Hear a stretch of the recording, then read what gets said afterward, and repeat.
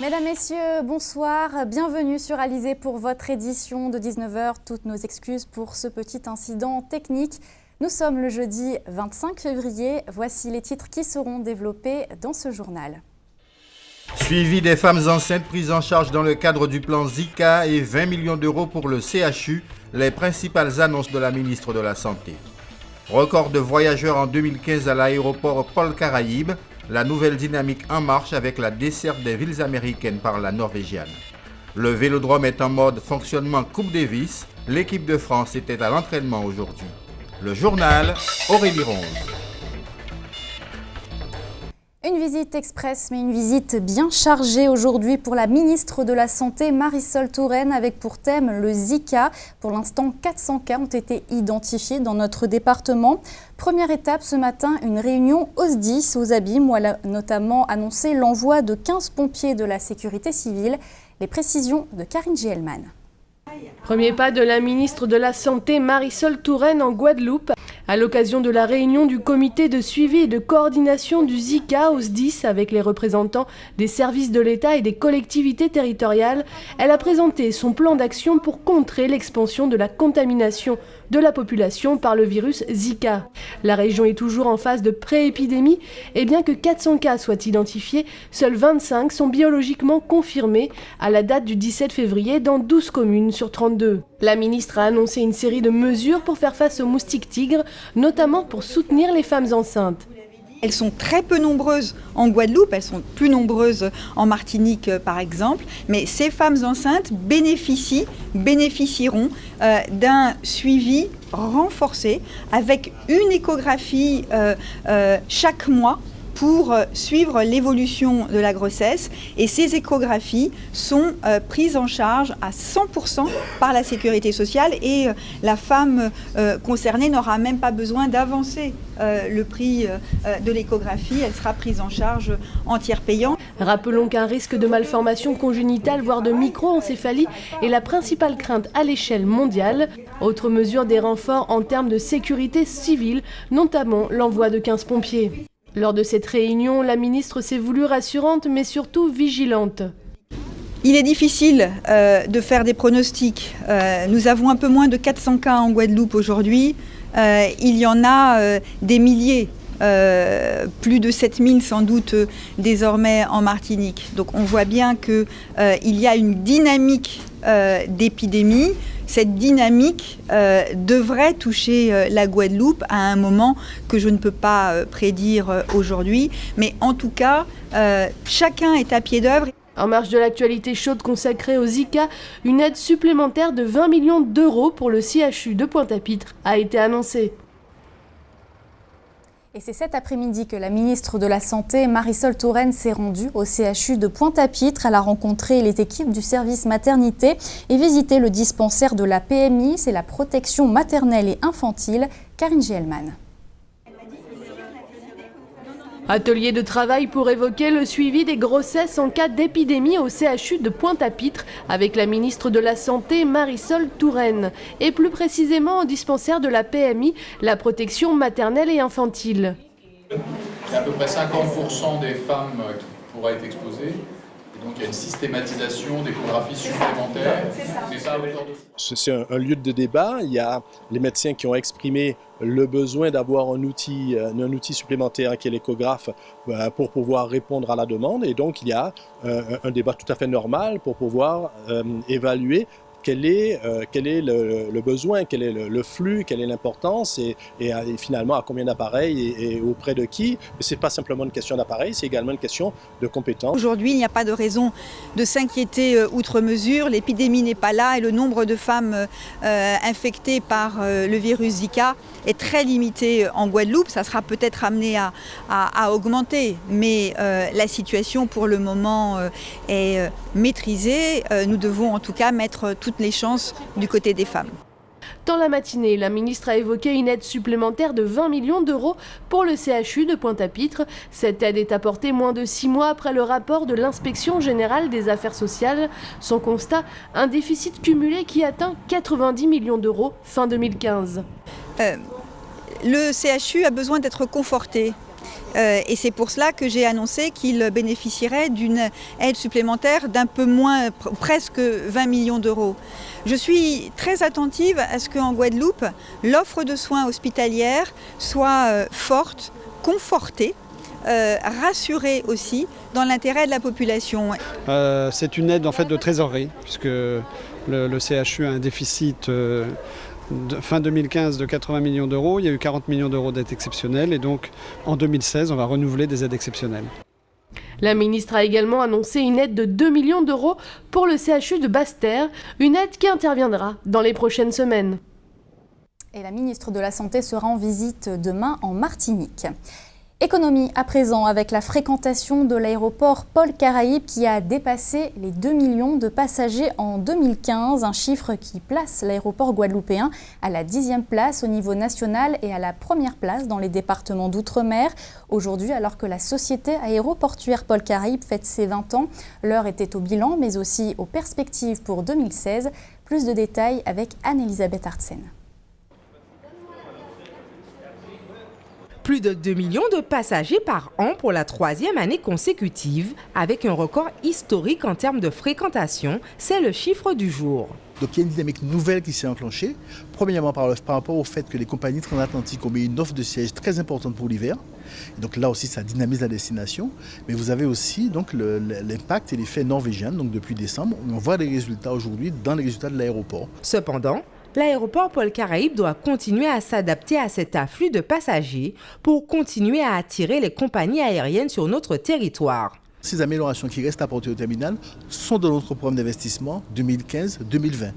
Par exemple, l'agrandissement de la salle des bagages. Même si on a la capacité supplémentaire grâce au terminal T2, il faut quand même agrandir la salle des bagages, agrandir la salle d'embarquement et apporter plusieurs autres améliorations, notamment la construction de parkings gros porteurs si nécessaire. Et donc nous allons accompagner la croissance du trafic si elle se confirme et si elle se maintient, parce que notre mission principale, c'est de donner aux compagnies aériennes et à la Guadeloupe les moyens d'accueillir les visiteurs et d'accueillir leurs clients. Et donc nous sommes prêts. En 2015, Guadeloupe Paul Caraïbes se classe toujours à la 10e place des aéroports français et à la première place en ce qui concerne les dom-toms, ce qui lui confère un très bon chiffre d'affaires. Donc le chiffre d'affaires de Guadeloupe Paul Caraïbes pour 2015 attendu s'élève à 53 millions d'euros et en augmentation en fait de 2,31% par rapport à 2014. Avec une croissance de plus 10,5% au mois de janvier et plus 6,5% en février, l'aéroport Paul Caraïbes présente donc un bon bilan pour l'exercice 2015-2016. La compagnie norvégienne a d'ailleurs annoncé ce matin le renouvellement de sa liaison avec la Guadeloupe à partir du 11 novembre. Une liaison annuelle de la norvégienne sera même envisagée. Et notez que cette année, 2 nouvelles compagnies devraient faire leur apparition dans le paysage aérien guadeloupéen. Il s'agit de French Blue et de Transavia. Le coup d'envoi ce matin au WTC de Jarry de la 14e édition du Salon de l'étudiant. Pendant 3 jours, les futurs étudiants, mais aussi les étudiants, vont pouvoir trouver des informations sur les filières, des informations sur les débouchés, mais aussi sur les cursus à l'étranger. Le reportage de Julien De Kuyper et de Quentin van der Stichelen. Le 14e Salon de l'étudiant ouvrait ses portes ce matin 25 février au WTC. Les étudiants venus en nombre étaient invités à s'informer parmi plus de 60 exposants sur leur futur métier. De la biologie à l'armée, il y en avait pour tous les goûts. Comme je viens d'arriver, je n'ai pas encore trouvé mon futur métier, mais j'espère que je vais trouver quelque chose qui m'intéresse. Travailler avec les enfants ou poursuivre avec les personnes âgées comme je fais en ce moment. Donc une journée comme ici, c'est vraiment très utile pour toi pour... Beaucoup, oui, beaucoup. Je voudrais bien faire une licence information et communication. La même chose, BTS communication, licence communication. Tu fais comme ton copain Mathis, Non, c'était indépendant. La région accueillait également des universités de Paris, comme Sciences Po, et du Canada, présents quant à eux pour la 7e fois. C'est enrichissant dans tous les domaines. Si on pense en design, par exemple, il y a un regard ici qui va être différent que quelqu'un de la Guadeloupe peut apporter, qu'on va apprécier. Et ça, c'est dans tous les domaines, finalement. On a un partenariat avec le Conseil régional de la Guadeloupe et de la Martinique aussi, qui propose des bourses pour étudier dans nos 3 universités. Ce salon reste aussi une occasion unique de rencontrer les représentants en personne des différentes institutions, pour ceux qui n'ont pas forcément les contacts appropriés.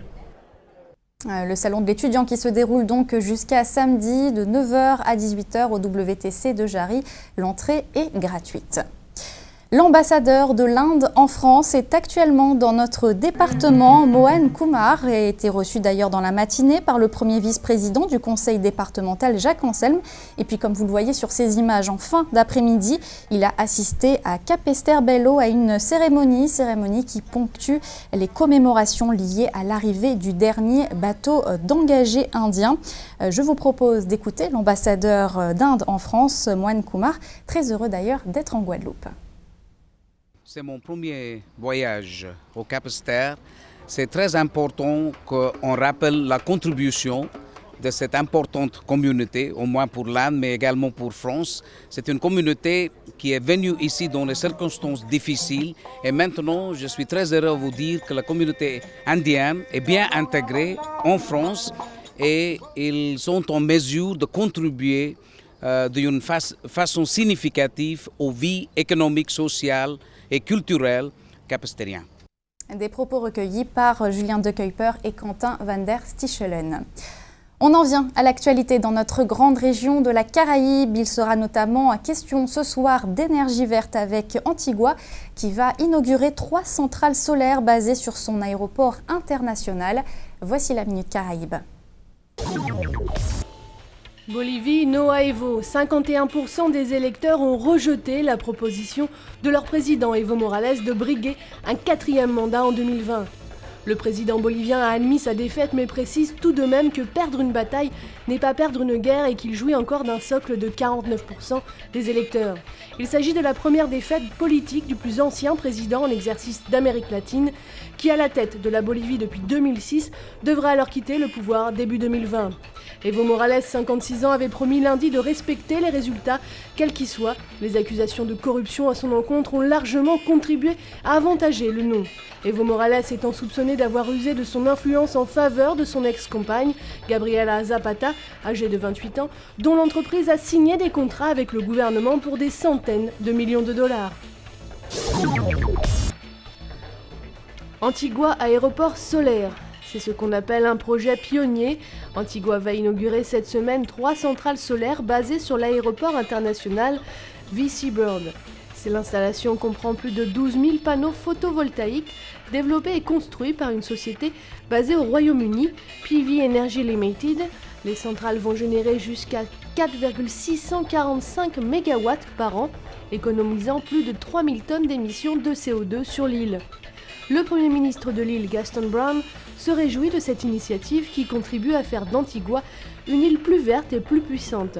La centrale a été réalisée en 87 jours, un exploit selon la société britannique qui l'a conçue. Gaston Brown précise que cette centrale photovoltaïque permettra de réduire considérablement la dépendance aux énergies fossiles venant de l'extérieur et donc de réduire les dépenses consacrées à ce poste. La mise en service de ces centrales place Antigua et Barbuda au rang des îles vertes de la Caraïbe. Îles Caïmans, Webb, la bête noire de la CONCACAF. L'ancien chef du football des îles Caïmans, Jeffrey Webb, gagnait 2 millions de dollars par an quand il était à la tête de l'instance dirigeante du football régional, la CONCACAF. Preuve que cela ne lui suffisait pas, durant son mandat, il aurait détourné des fonds énormes des fonds publics de l'archipel. Webb aurait également fait supporter à la CONCACAF des notes de frais vertigineuses pour des dépenses de jet privé et d'alcool. 96 000 $ auraient été dépensés lors d'un voyage de 3 jours au Mexique et en Jamaïque et 25 000 $ auraient été dépensés en une seule nuit dans une boîte de nuit. Dans un rapport, Bloomberg relève que Webb a encore utilisé les fonds de la CONCACAF pour embaucher une firme de sécurité pour balayer sa maison d'Atlanta et ses bureaux privés de Miami. En outre, il a acheté une luxueuse villa en Géorgie avec l'argent dont il aurait bénéficié pour corrompre une firme internationale. Aujourd'hui, Jeffrey Webb est en résidence surveillée aux États-Unis en attente de jugement après avoir plaidé coupable des accusations de racket qui lui sont présumées. Ses avoirs sont tous gelés. Retour en Guadeloupe, on va parler de sport. Vous l'avez vu dans notre édition hier, l'équipe de France de tennis est désormais au complet. Une équipe qui affrontera le Canada dans très exactement 8 jours dans le cadre du premier tour de la Coupe Davis. Ce matin, en tout cas, ils étaient tous au vélodrome de Gourdeliane pour tester la fameuse terre battue. La caméra d'Éric Pommier était également présente. Le capitaine Yannick Noah sera le premier avec Richard Gasquet, numéro 10 mondial, à fouler la terre battue du central du Vélodrome. Une tâche importante en vue des entraînements qui dureront une semaine. Il faut impérativement s'approprier cette terre battue, choisie pour battre l'équipe du Canada. Les consignes sont les mêmes pour les médias, pas d'interview et obligation de respecter un certain périmètre. Il ne faut en aucun cas nuire à l'intimité du joueur à l'entraînement. Quelques instants plus tard, Joe Wilfried Tsonga fait son entrée sur le central avec son coach, mais avant, l'échauffement est obligatoire. Puis viennent les échanges pour roder chaque geste avant d'accélérer le rythme. Le numéro 1 français semble détendu malgré une séance musclée qui l'attend. Sur les cours annexes, autre ambiance, toute l'autre armada de l'équipe de France se prépare également. Chacun son partenaire. D'un côté, Gaël Monfils échange avec Édouard Roger Vasselin. De l'autre, Richard Gasquet entame des gammes contre Gilles Simon. Le tout sous le regard avisé du capitaine. Pas de consigne, les joueurs sont simplement en phase d'observation. Pendant ce temps, au cœur même du Vélodrome, tout s'active. Sébastien Hett, responsable de la rencontre France-Canada en visite en Guadeloupe en janvier, est agréablement surpris de l'évolution du chantier. Ça fait vraiment du bien voilà, de voir les choses se concrétiser. C'est vrai que travailler sur plan, c'est une chose. Imaginer des dispositifs, c'en est une autre. Mais voilà, il y a une vraie satisfaction et quelque chose de grisant voilà, de voir que les choses se mettent en place et de pouvoir les toucher du doigt. Et en plus, la réalisation est magnifique. Donc voilà, pour l'instant, satisfait. Les 4, 5 et 6 mars approchent à grands pas. Toute l'organisation est d'ores et déjà dans les starting blocks. La balle est en revanche bien dans le camp des joueurs. Ce sont eux qui donneront la température dès le premier match, vendredi 4 mars, 11h. Culture à présent, après 15 ans d'absence, l'artiste peintre Nicole Réache revient avec une nouvelle exposition, des tableaux colorés qui retracent des scènes de la vie courante, une exposition visible jusqu'au 19 mars à la Galerie d'Art Petit-Lebrun au Gosier. Présentation avec Muriel Barlagne. Ce sont des scènes de la vie quotidienne.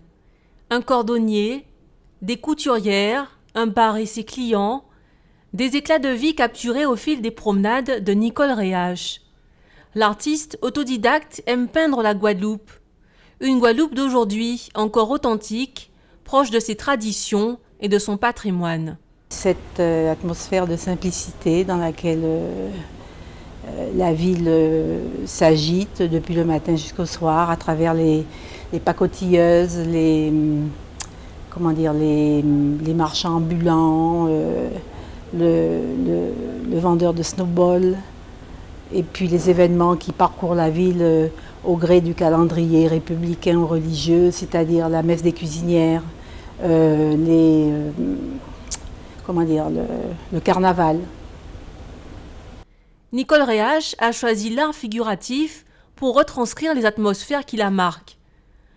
Les visages qu'elle dessine sont pour la plupart ceux de personnes qu'elle a réellement rencontrées. Elle pose, on fait des croquis, on fait des photos, et puis voilà que ça donne. Là, vous avez Ronnie Théophile, par exemple, et puis ce sont des personnages un peu anonymes, certains se reconnaissent. Cette exposition signe le retour de l'artiste après 15 ans d'absence. Pour l'occasion, elle a créé une vingtaine de tableaux tous peints à l'huile, une collection à découvrir jusqu'au 20 mars prochain à la Petit-Lebrun Art Gallery à Gosier.